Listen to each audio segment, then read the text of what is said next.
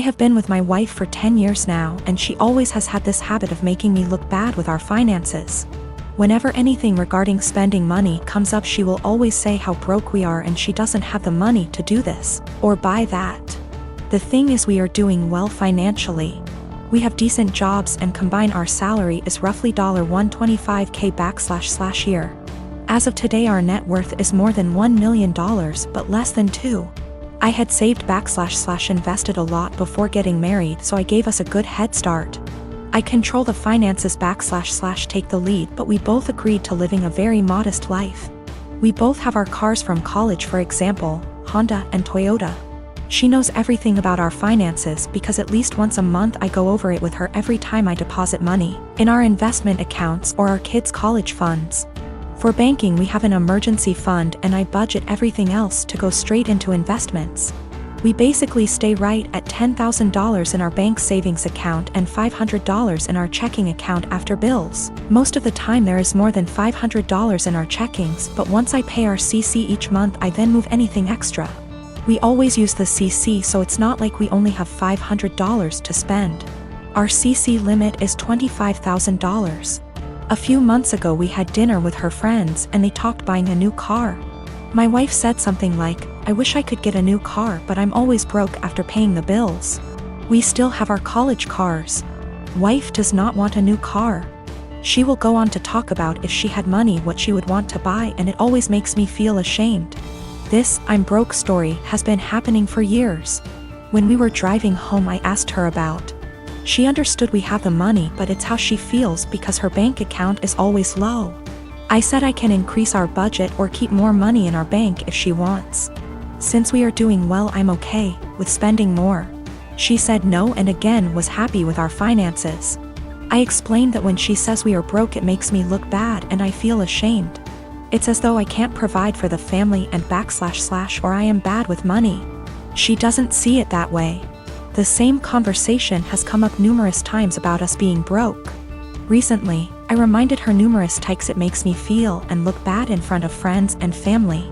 I told her if she keeps saying stuff like that, I will reveal that we are doing well with money. I gave her a few reminders I'd eventually do this, but she kept going with the "I'm broke" story. At a dinner with her sister and parents, the same "I'm broke" story came up. I piped in and said, "It's weird to hear a millionaire say they are broke." My wife said, "I'm not though." And I quickly say, "We are millionaires and you know that. We go over our finances every month." Well, the "I'm broke" story stopped after that and the night went on as usual. A little later the same thing happens with her friends and I use the same line. Now my wife is mad at me for using that line and revealing roughly how much money we have. She said it seems like I'm gloating. I say it's better than making me look like I'm running us into the ground financially. I'm pretty open to us spending money and I don't restrict her spending. She has the CC to spend money monthly. Most of the month we have far more than $500 in our checking, but I move anything above to our investments once I pay the CC every month. I know I won't have any big expenses then. If I do, we have the CC limit and the $10,000 emergency cash. We live on a really cheap area and had a low cost of living. We never felt RHE need to upgrade until we wanted to start having kids. I didn't have to change our lifestyle much to save a lot. My job is in demand and pays well because nobody wants to live out in my area. So after expenses I take home a lot more than I would living in a major city. Probably 3 to 4 times more net savings annually if I had to guess. She doesn't want a new car and has told me that multiple times. She doesn't like driving and feels comfortable with her current car. She doesn't know what she wants to do when she retires. I know I'll be golfing, games, and eating edibles most days. I don't do any of this much now because we have kids and they will be my focus for a long time. I maybe golf 1 or 2 times a month AMD, that's the only times I take edibles. I'll speak more with my wife about this. I think she may not feel like it's her money since she never saved much before we got engaged. My partner and I want to be married, but we don't care much for the idea of having a wedding. We wanted to elope, but my mom has been telling me since I was 16 and had never even had a boyfriend that she wanted to see me get married and she would basically never forgive me if I eloped. I do like the idea of my family being there to celebrate with us. But I hate the idea of spending money we don't have on this huge party just so that our relationship can change in nothing but name and legal benefits. And for various reasons, it doesn't make sense for us to wait until we can afford a wedding to get married. We wanted to keep it small, preferably under $3,000, which is honestly more than I'd like to spend. But we have to be realistic. We had planned on having it in my in-laws' backyard, but even that was more money and effort than I was willing to put forth. I was stressed and feeling like I was out of options, so one day, I vented to my mom. She seemed really excited about the idea of helping me plan a wedding.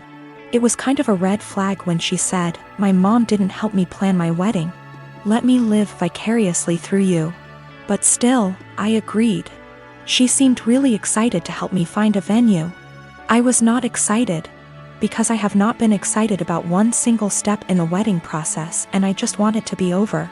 About a week later, I found out that this really great park in our city, that my partner loves, does weddings for an extremely small fee. I emailed the event coordinator and found out that the date we want is available. I told my mom, and her reaction was, "So I guess you don't need my help finding a place, then?" And every time I talk about it, she says the same thing. She has always talked about how shitty it is to guilt trip someone, but I feel like that's exactly what she's trying to do. I honestly can't tell whether or not I've done something wrong. Like, I'm not sure if I implied that I would only get married in a place she helped me find. I don't feel like trying to take action on my own wedding is that great of an offense, but I can tell she's upset. I want to make her feel better, but at the same time, I don't want to change our plans again just so that she can feel involved. I am a 51 years old male, and I have 3 children, 1 girl, 1 boy, and 1 child is gender neutral.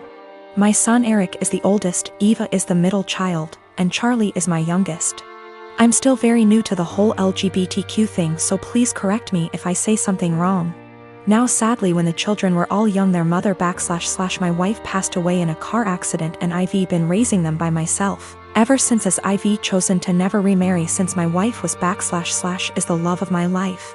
I'll say I'm definitely not a perfect father, but I've done the best I could to raise my children.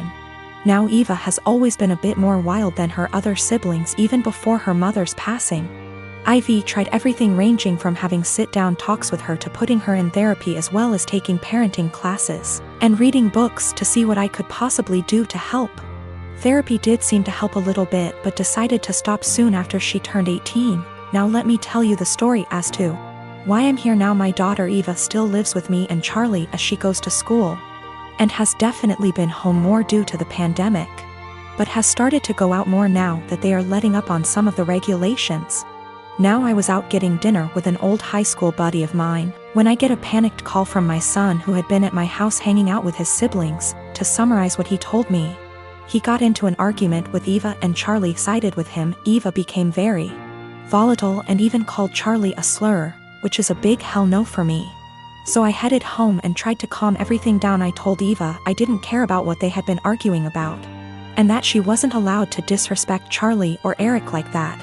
Me and Eva ended up now being the ones to start arguing, but I soon shut it down when I realized it wasn't gonna help.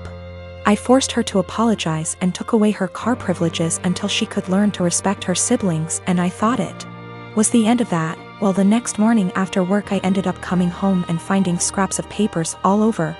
At first I didn't get it, but then soon found out that she cut up about half a dozen letters her mother had written me when I was much younger. I was livid. I know it was her because I have a couple cameras in my house. I just walked into her room and told her to get out. She was smug and rolled her eyes, but then I yelled, "Get the out of my house," and she realized I was serious. She was crying and screaming, but I had felt sorta numb at that point, and she left with a friend of hers. But now I feel like I was being too harsh, but I wanna stand my ground. She did know about the cameras, but they're really just there for my dog. I don't have kids and I have no experience with babies or motherhood or children. I'm 18 and beyond being around them in group settings where at least one of the parents and a ton of other people are around, that's it. My brother's wife had a baby 17 days ago. I didn't go visit them yet, but my brother and sister-in-law sent me some pictures. My brother said our cousin Rachel was around a lot because my sister-in-law is having trouble breastfeeding and Rachel is a big believer in it and is helping her. I offered to help them if I needed it, and on Saturday they asked me to go to grocery store for them because no home delivery had an open spot. When I dropped the food off, I was shocked at how bad my sister-in-law looked. She literally looked like the Walking Dead.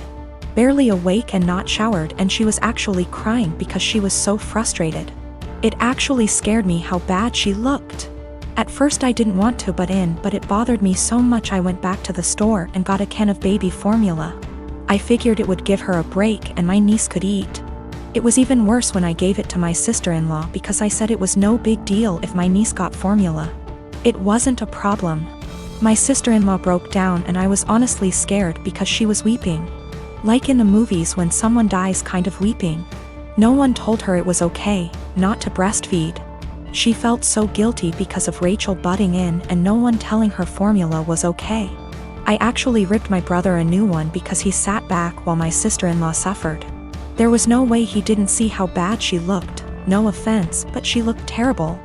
I got my sister-in-law to shower after my niece ate and fell asleep, and I changed the sheets on the bed and told my sister-in-law to sleep while my niece slept, and I said I would get more baby formula.